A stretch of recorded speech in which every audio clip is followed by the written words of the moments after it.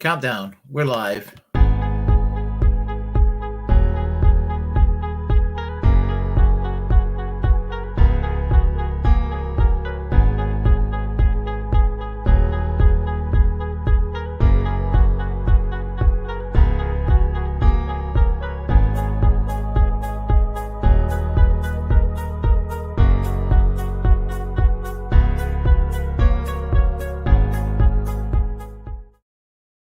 Hello, I'm Willie Bragg. Welcome to another edition of the Willie Bragg Show, where I like to discuss politics.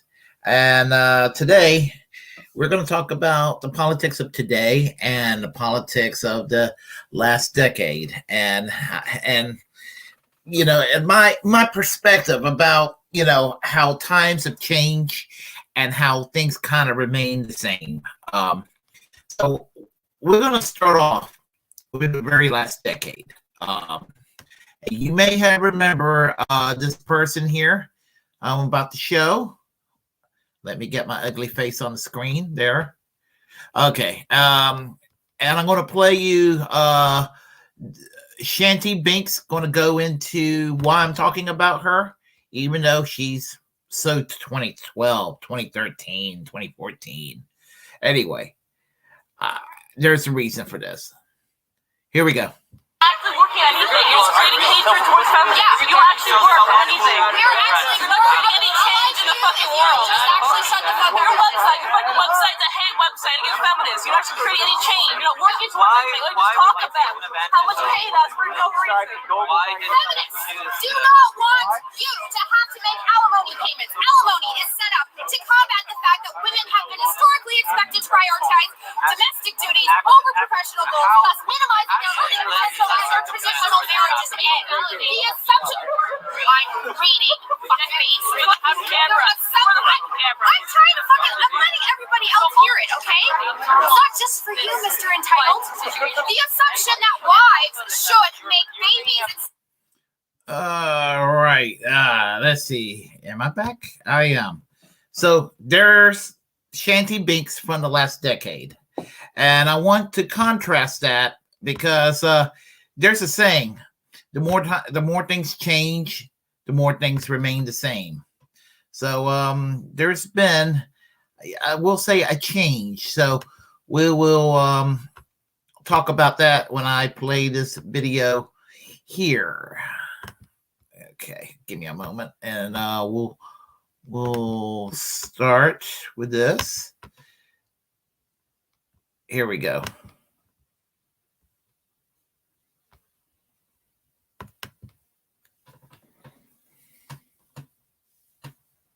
We are at war with communism, or I should say, communism is at war with us.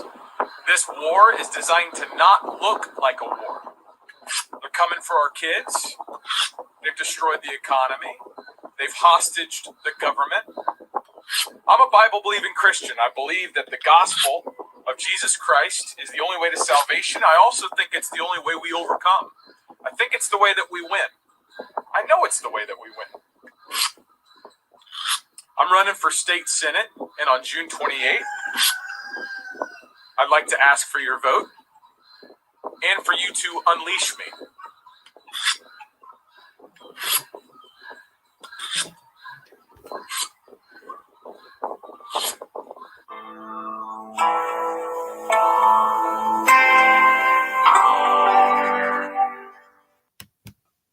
Okay, that was Jaron Jackson, who's running for the Oklahoma State Senate as a Republican candidate this year. Now, why did I play Jaron Jackson and Shanty Binks previously? Well, you have back then a decade ago, and it isn't as much of a thing as people think it still is, but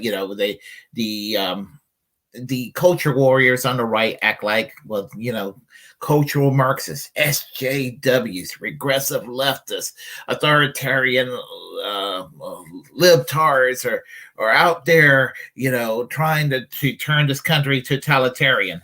A few purple-haired kids on the campus, as obnoxious as they are, they're going to grow out of that shit.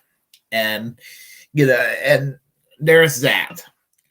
Shanty Binks is not the left. I mean, Shanty Binks she was an extreme caricature of the left, but she wasn't the left, and nobody pays attention to her anymore. But I did bring her back because even though she's Canadian,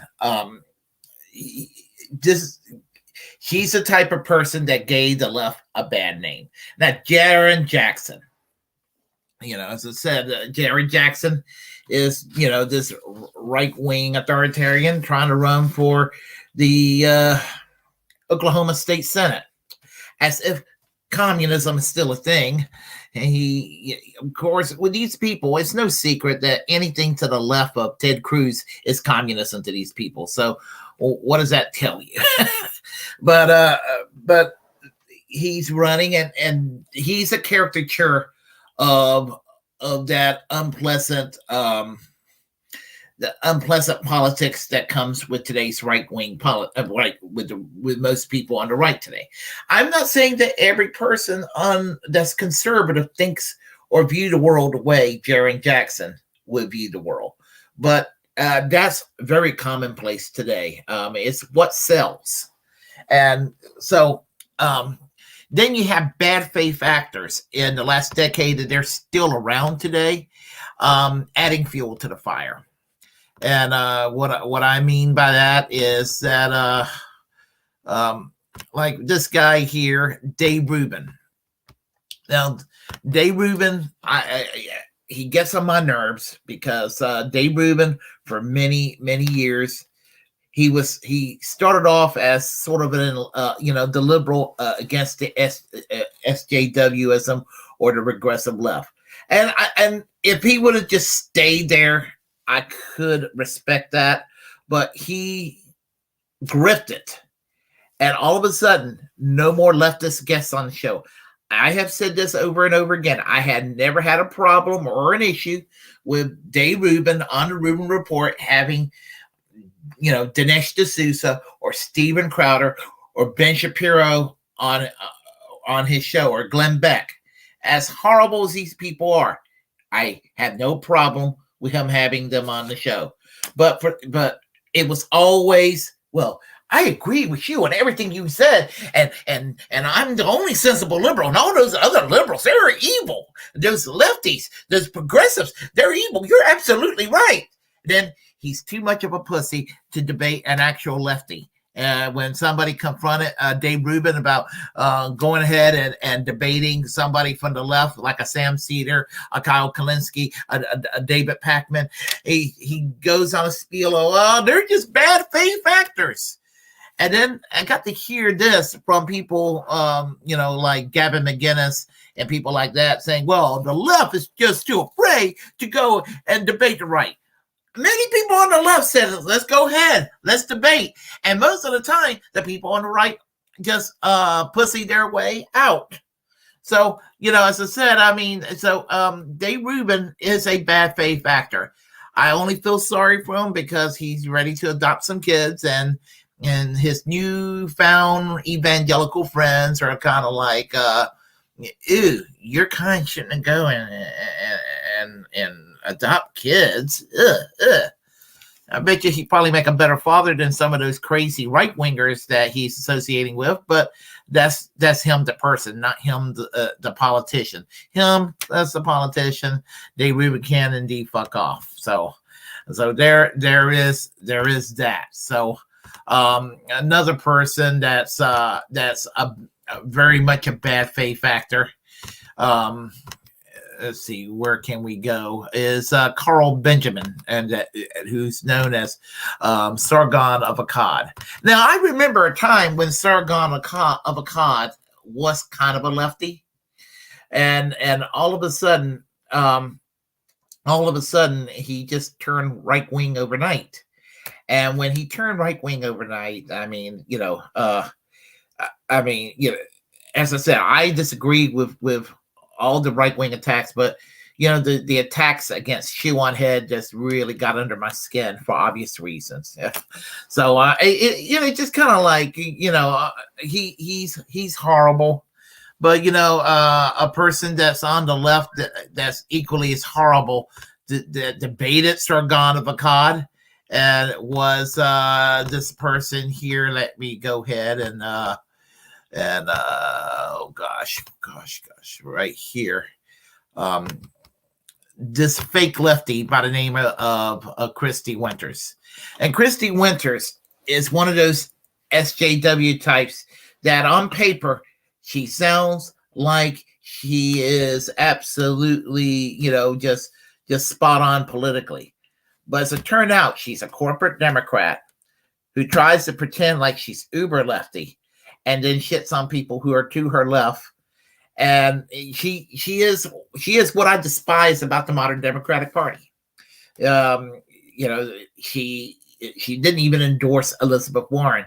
I mean, that's how bad she is. She didn't even, not that I like Elizabeth Warren, because I think Elizabeth Warren is a snake to this day, but she didn't even have the decency to even go there. She supported Kamala Harris. She ended up supporting Joe Biden, and she shit on Bernie Sanders supporters. And not that I am all that happy about Bernie Sanders these days, but as I said, that is where she stands. And she's considered a bread tube online leftist personality, but it's absolutely a sham to call her a bread tuber. She did debate Sargon of Akkad.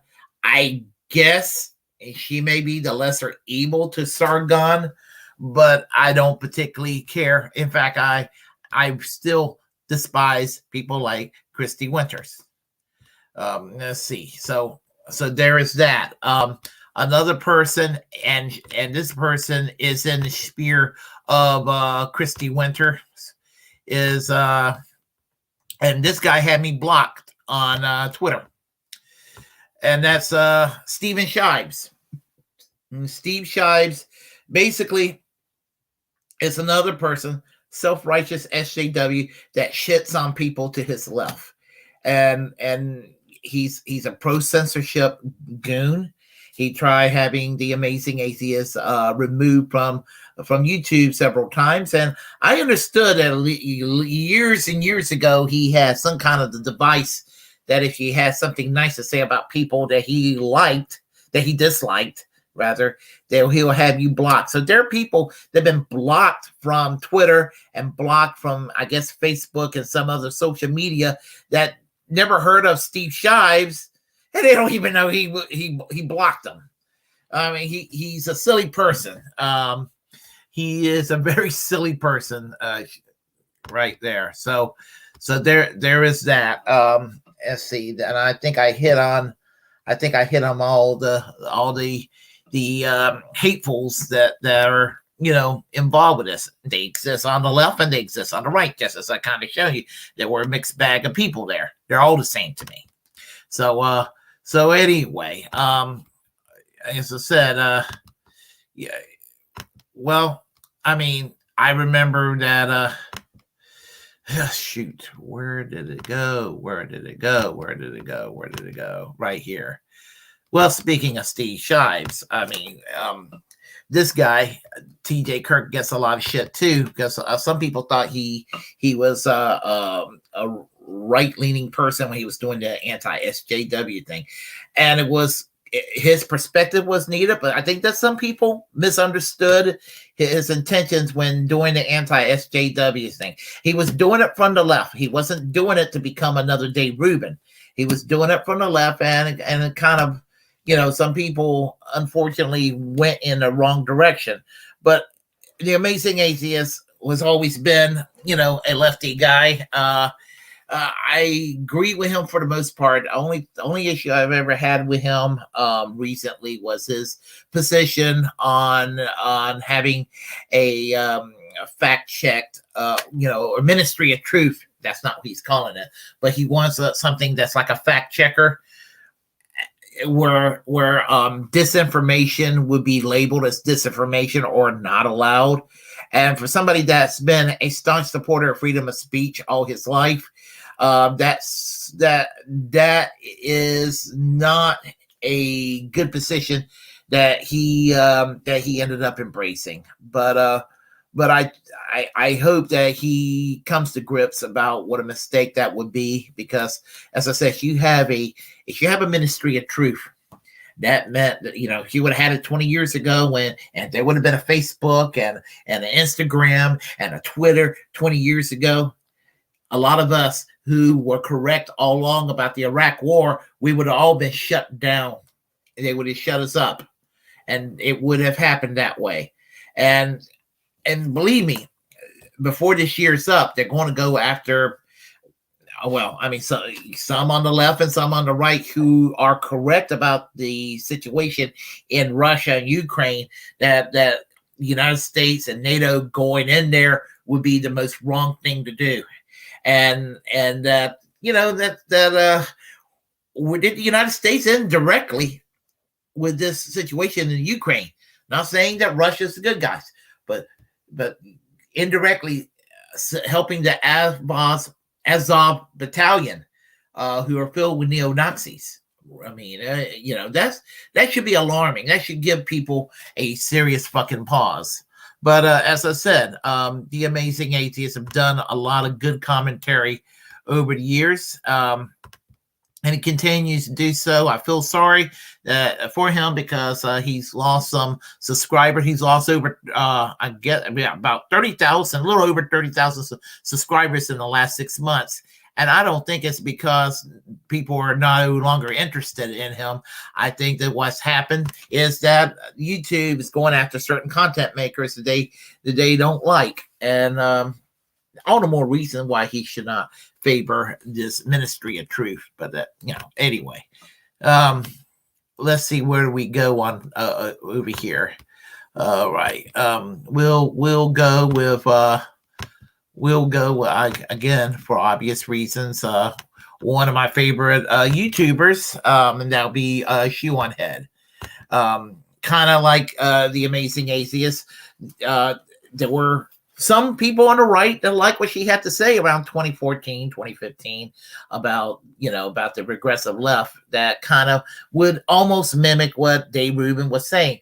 But she also, like TJ Kirk, was doing it from the perspective of the left, not trying to advance a right-wing agenda. And so a lot of people, to this day, a lot of people finding it, are just, she's like one of the most misunderstood online personalities on YouTube. I'm not particularly a Bosch fan, but one thing I do like about Bosch is that he's kind of covered.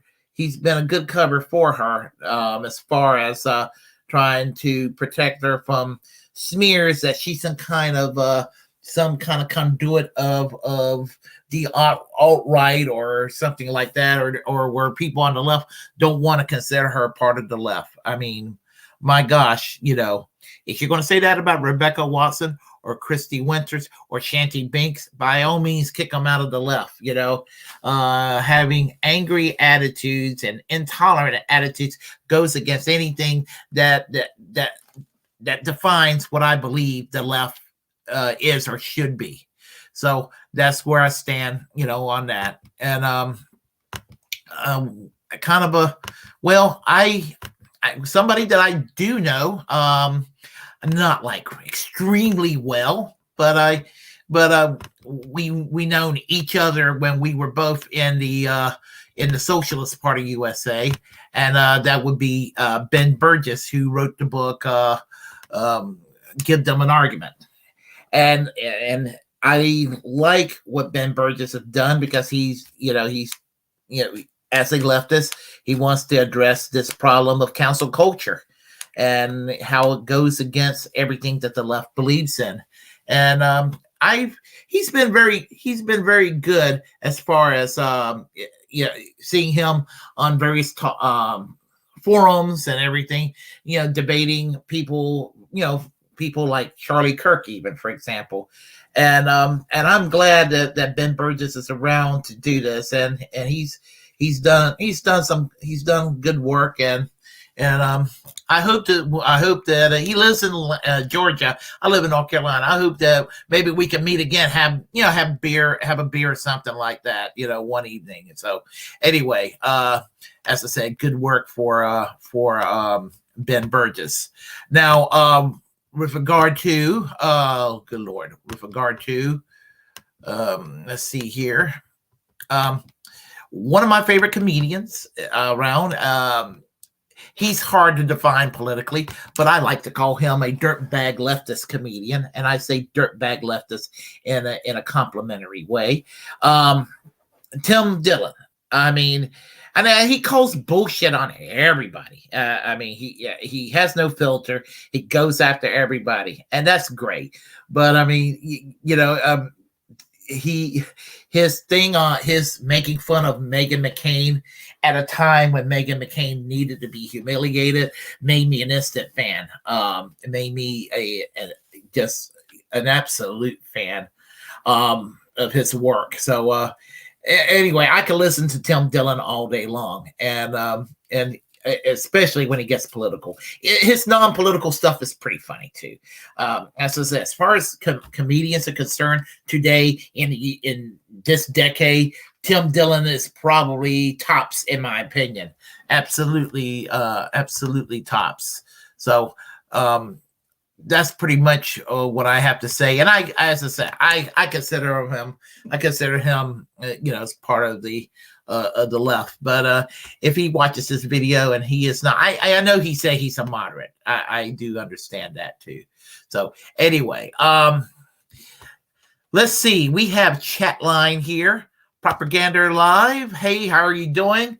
Good luck on your new job. Of course, we talked yesterday on your program briefly. Hey, Les Bones. Saw you with Radical Leftist Agenda's Twitch stream a little while ago. And how are you? Let's see. Propaganda, what's up? That's right. What is up? That was a decade ago with Shanty Binks. Definitely. Let's see here. It's like Gamergate happened yesterday. Oh, Les Bones says, I'm 53 years old. 9/11 seemed like it happened about an hour ago. And that tells you how time flies. Let's see. ICU says, hi, Willie. Hi, ICU. Let's see here. Hey, Les Bones. Let's see. Yana Anavoti writes greetings. Cherokee in English. Western North Carolina, I presume. Let's see. Nothing like it. Nice to make your statement. Laughing out loud. Oh, yeah. Let's see. Stephen Torres, how are you doing, yo? Let's see here. I'm in the chat for the clout. Well, I'm glad you're on board for the chat. Let's see here. All right, hold on. I'm scrolling. Let's see here. I'm new here, and an instant fan. Thank you, Kyle. Stephen Torres says Kyle doesn't have luscious lips. Let's see. I don't know. Let's see here. Same. Gonna subscribe. Thank you. Let's see, guys. I'm jealous. Okay. Let's see. Laughing out loud. Let's see. Willie, are you DTF? Asking for myself. DTF. I am not sure what DTF is. I apologize. Let's see here. In Cherokee, we call North Carolina Jonaweti, which means the old home. In a reservation at Cherokee, North Carolina, besides the Great Smoky Mountains National Park. That's a nice part of the state. Whenever I go to the Western North Carolina, it is definitely a treat. Reads these comments live. I sure do. Let's see. Yona, the try should all get his land back. What was done against the Native Americans in this country is definitely a crime against humanity. Let's see. I'll free my Willie. You free yours. Okay. Let's see here. I wonder if the Chinese had to take over the U.S. to stop a civil war, if they would let the natives have their land back and make reparations to the blacks. I have Tim Black has actually convinced me. I used to be neutral on reparations, indifferent, but Tim Black convinced me in a weird way, kind of a class reductionist argument about reparations, and it's all about equity. If you have financial equity, you're going to have less racism. So that's kind of where I stand. Let's see, greatest hits. Let's see, and the Chinese watching out for human rights in the USA and made a report. United States does have a lot of human right abuse. Let's see. I want a man like William my life. He is style. Okay. I guess. Thank you. Let's see. Down to the. Come on, Willie. Let's see. All right. Willie is a king. Okay. Well, let me just say that if you like what you heard, press like and comment. If you disagree, comment anyway. We'll have a conversation. As a First Amendment absolutist, it's my duty to inform you to create your own platform and utilize it because we're, in fact, the muckrakers of our time. Hit that subscribe button, hit that notification bell. And remember, there's a class struggle we have to wage, and we're all Julian Assange. We will say music momentarily.